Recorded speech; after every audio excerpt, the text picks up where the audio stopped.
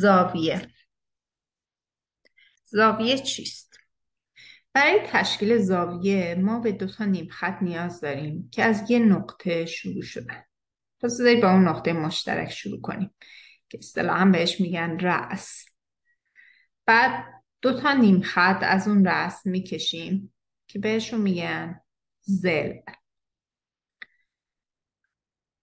حالا اون گوشه یا کنجی که دو ضلع با هم میسازن رو بهش میگیم زاویه.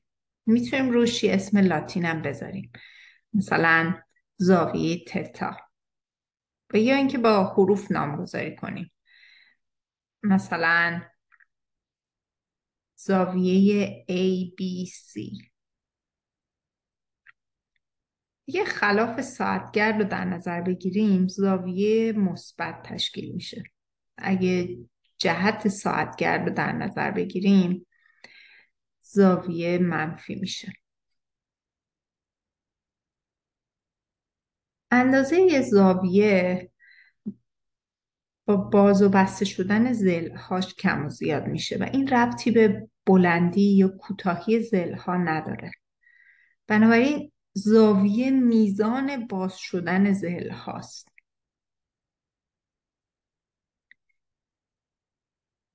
اولین زاویه که احتمالاً باش آشنا شدید زاویه 90 درجه است. وقتی دو تا نیم خط بر هم عمود باشن، زاویه 90 درجه رو تشکیل میدن. حالا درجه چیه؟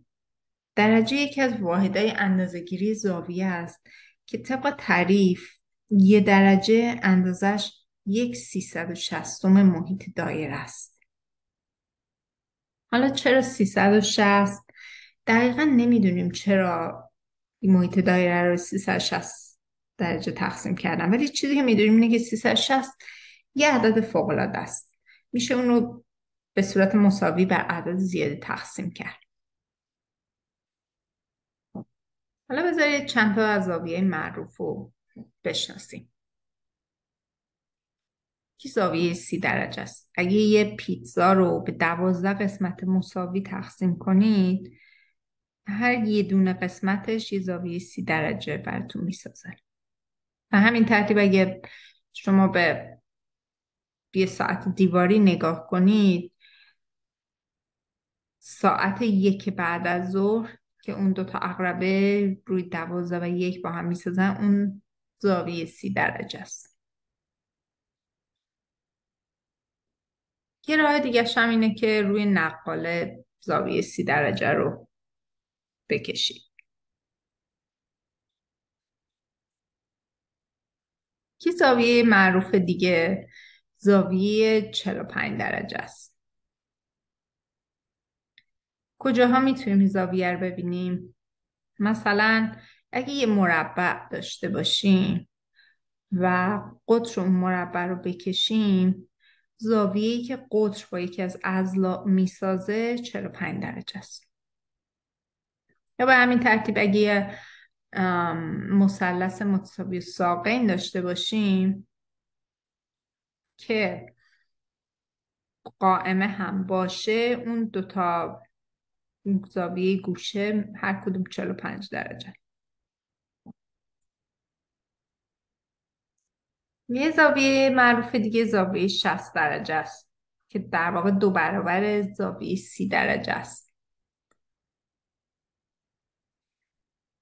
چون 2 برابر زاویه 30 درجه است، اگه مثلا یه ساعت دیواری رو در نظر بگیرید، ساعت 2 بعد از ظهر میشه 60 درجه. اون دوتا عقربه با هم 60 درجه رو میسازن.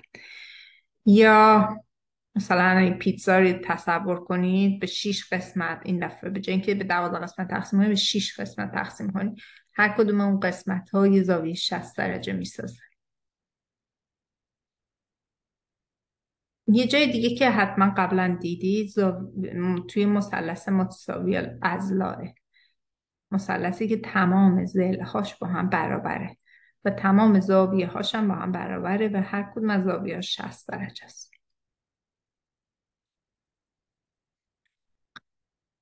اینا کلا زاویه‌های معروفی هستند که توی مثلثات خیلی باهاشون سر و کار داریم. 30 درجه، 45 درجه، 60 درجه، 90 درجه، 120 درجه که میشه 2 برابر زاویه 60 درجه، 180 درجه که همون خط صافه و یه جای دیگه هم که 180 درجه دید، مجموع زاویه های مثلث میشه 180 درجه، زاویه 270 درجه و زاویه 360 درجه.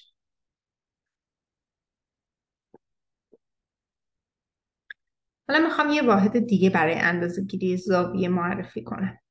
اسمش هست رادیان.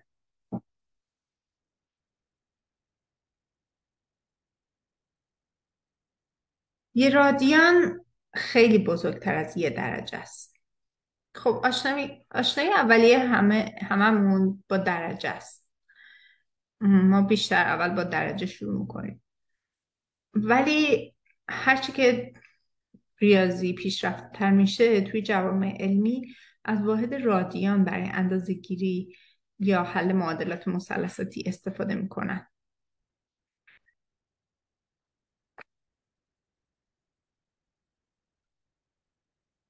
حالا رادیان چیه؟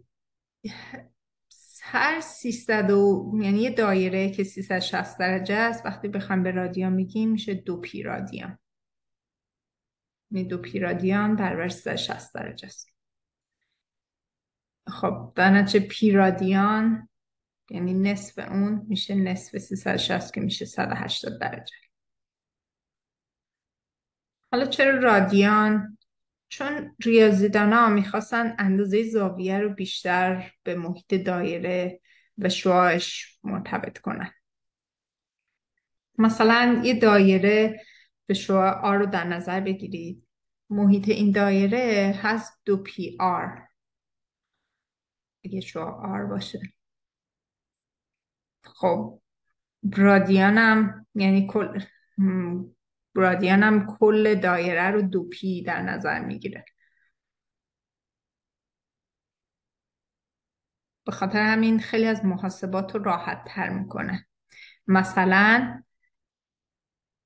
اگه بخواید اندازه کمان رو حساب کنید، طول کمان دایره برابر با اون زاویه‌ای که اونجا ساخته تتا ضرب در آر، ولی این فرمول فقط وقتی کار میکنه که اون تتا بر حسب رادیان باشه. اگه تتا بر حسب درجه باشه این فرمول درست نیست. کما اینکه برای محیط دایره هم اگه به جای 2 پی آر نمیتونید بذارید 360 آر، دیگه اون فرمول درست نیست. به خاطر همین توی خیلی از محاسبات از رادیان استفاده میشه چون کار راحت تر میکنه.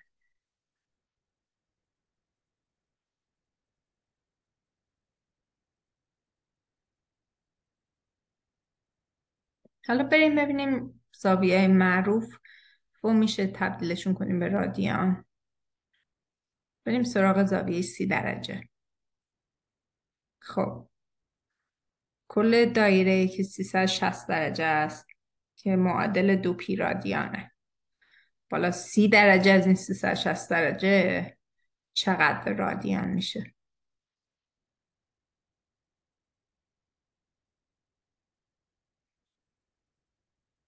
خب اگه یادتون باشه 30 درجه در واقع وقتی تشکیل میشه که پیتزاتون رو به 12 قسمت تقسیم کنید.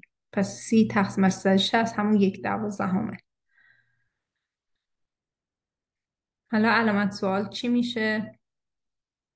یه ضربدری حساب کنید. علامت سوال میشه 2 پی 12 که همون پی شیشمه. پس 30 درجه همون پی شیشم رادیانه.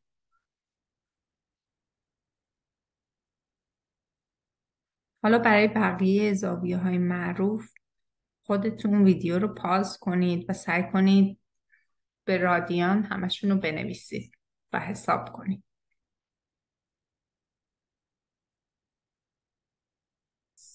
30 درجه که میشد پی شیشم، 45 درجه پی چهارم، 60 درجه پی سوم 90 درجه پی دوم، 120 درجه دو پی سوم، 180 درجه که پی رادیان، 270 درجه سه پی دوم رادیان و 360 درجه که همون دو پی رادیان هست.